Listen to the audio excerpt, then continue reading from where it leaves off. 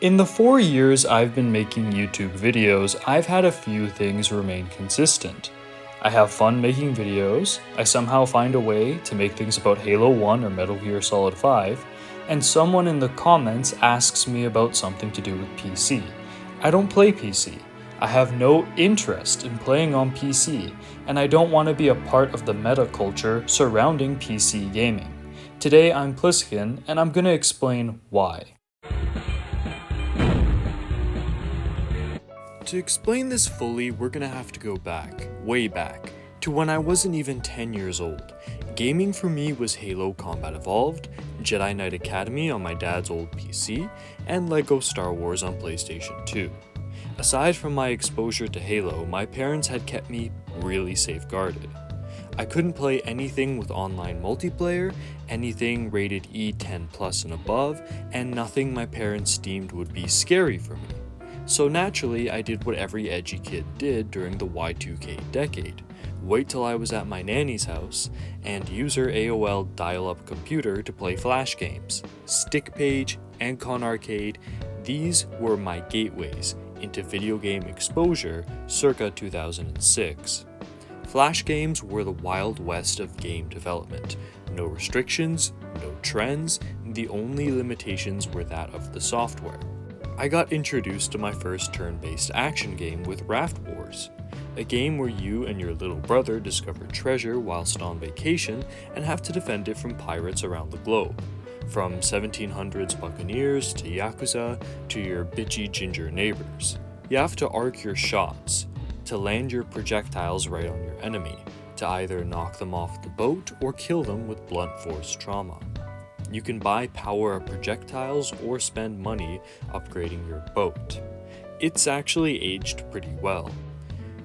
I played my first real-time strategy game with 1066, a history-based game depicting famous battles between the British, Normans, and Harald Hardrada's Viking hordes. I dated a girl once who didn't think the Vikings were real. She was so stupid, but so fucking hot. Anyways, in 1066 you choose a faction, made up of foot soldiers, archers, a leader, and a specialty unit unique to your faction. Here I play as the Vikings, who specialize in brave foot soldiers. There are 4 ways to fight. Shoot the enemy with archers, charge them, march right up to them and square up, or taunt. Taunting is important, as not only do you need to focus on your physical enemy units, but also their morale.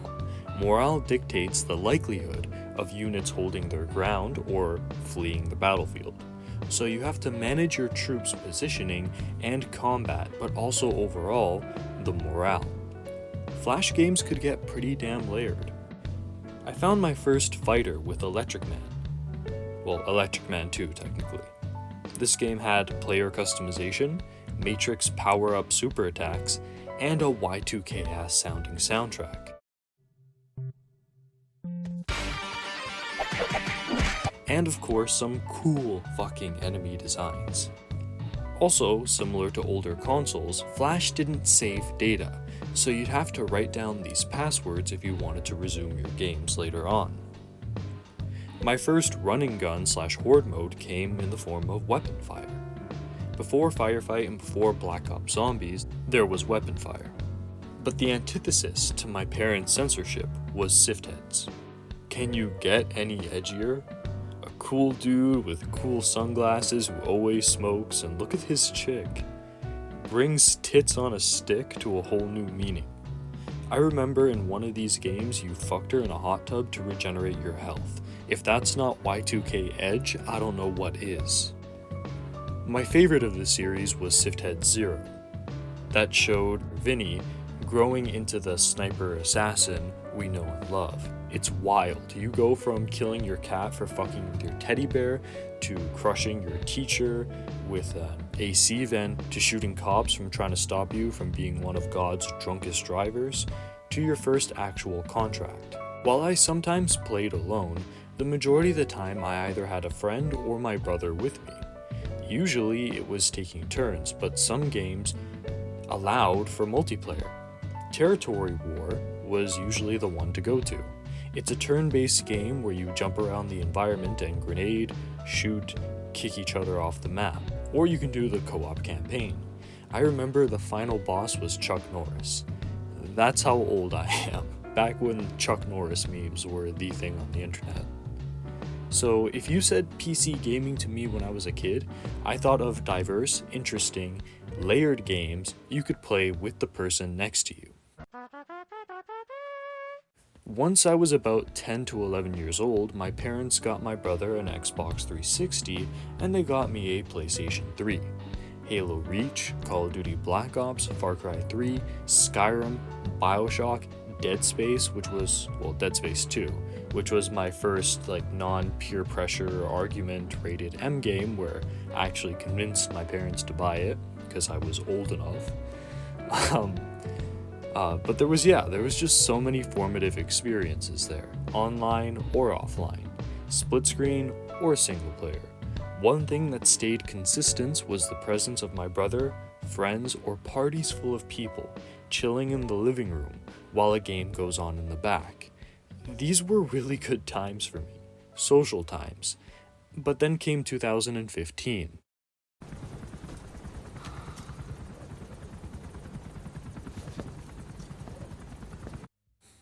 Something happened that fucked me up. I didn't realize how deeply embedded the trauma was till years later.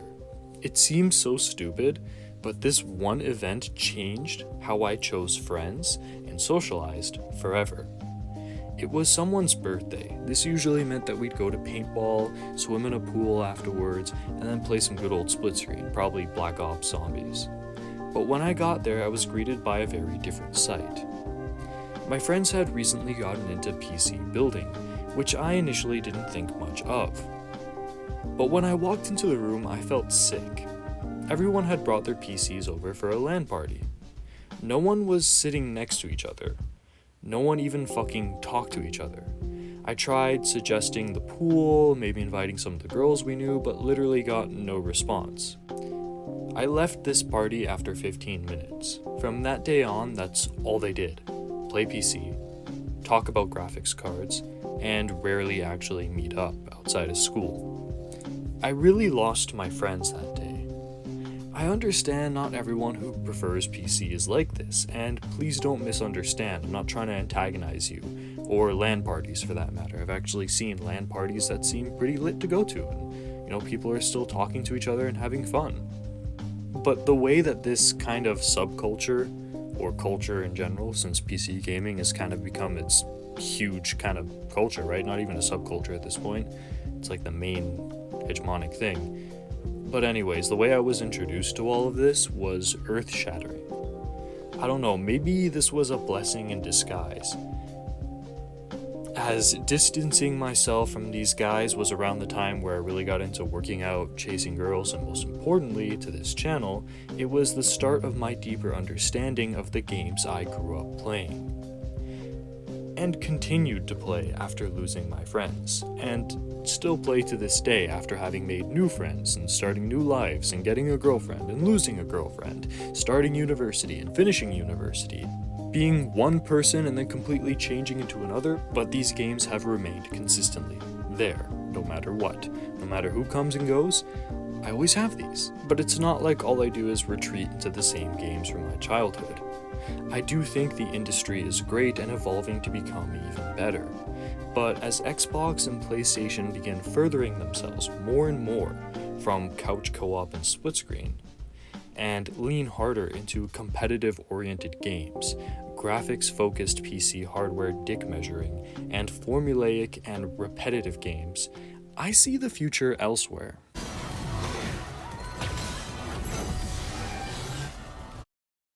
I don't like making negative videos. I think there is so much of YouTube that does that, so I'd rather focus on the positive points.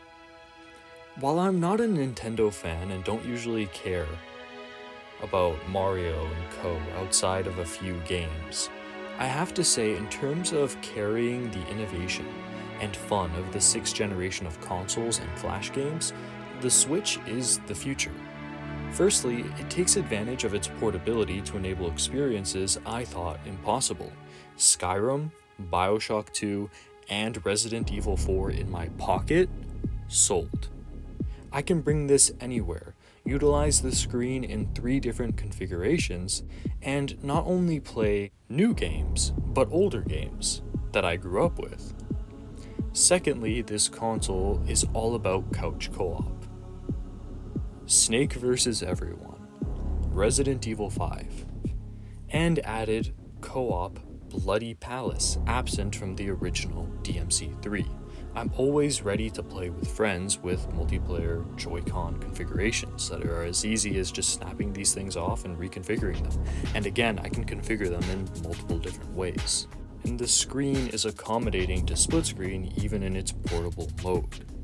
Lastly, the most important reason why the Switch is superior to anything else on the market, it's much weaker than other modern consoles and PCs. You might be thinking, Pliskin, how is this a good thing?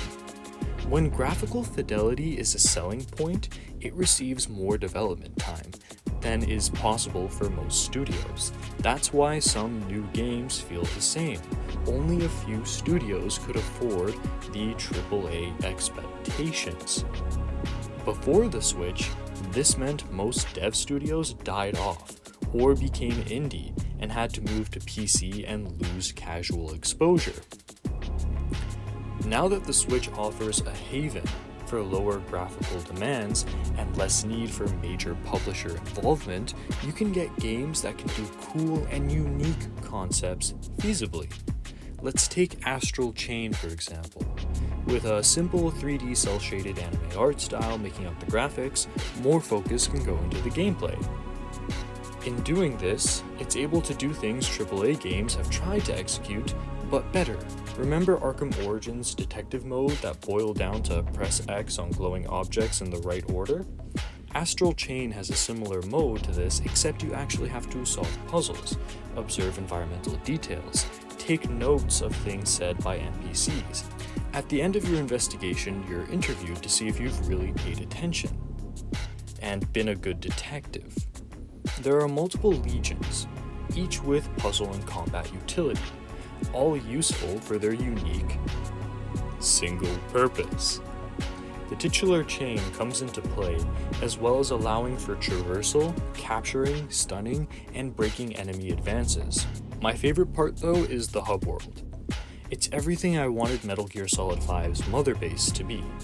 Interesting characters to talk to, barter, fight, follow personal side quests and stories with.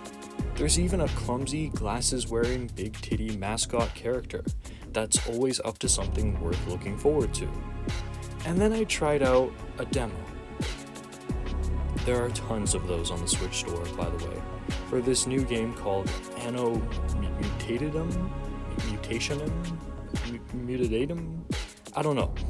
Do I even need to say how cool this thing looks though? And how unique the gameplay is to Gears of Last of Warzone 2.0 Far Cry Elden Punk? I bought this after 15 minutes. An interesting story, gameplay and visuals unlike anything else I've seen, long aesthetic loading screens, multiple open maps, multiple unlockable outfits, yes, please. Gaming isn't dead, you just don't have a Switch. The only thing that keeps this from being my all-time favorite console is the absence of Halo and Metal Gear. So yeah guys, that's I get a lot of comments basically saying, oh yeah, why don't you play this on PC? Why don't you PC? Blah blah blah PC, blah blah blah PC. So I don't need you to necessarily agree with me, but like I hope you understand why I prefer consoles. I hope you understand why I love things like the Nintendo Switch. I hope you understand why when you guys suggest all these like obscure or niche PC games or tell me that I should play something on PC, this is why I'm a little averted to that. There's a lot of trauma involved with my introduction to PC, and in terms of the gameplay style I grew up getting used to, consoles tend to pander to that much better. I mean, again, the Nintendo Switch. It's even adding split screen to games that never had them, and that to me is the most important. So yeah, this has been Pliskin. I hope you guys get where I'm coming from. Again, no hate to you if you prefer PC. No hate to you if you like LAN parties. I'm sure the way you do it is better than the way I got introduced to it. But yeah, this is just a little bit of me, so you guys understand moving forward why I am the way I am. Anyways, this has been Pliskin, over and out. This is Solid Snake. Hey, subscribe to Pliskin Boy. God damn it. You heard him.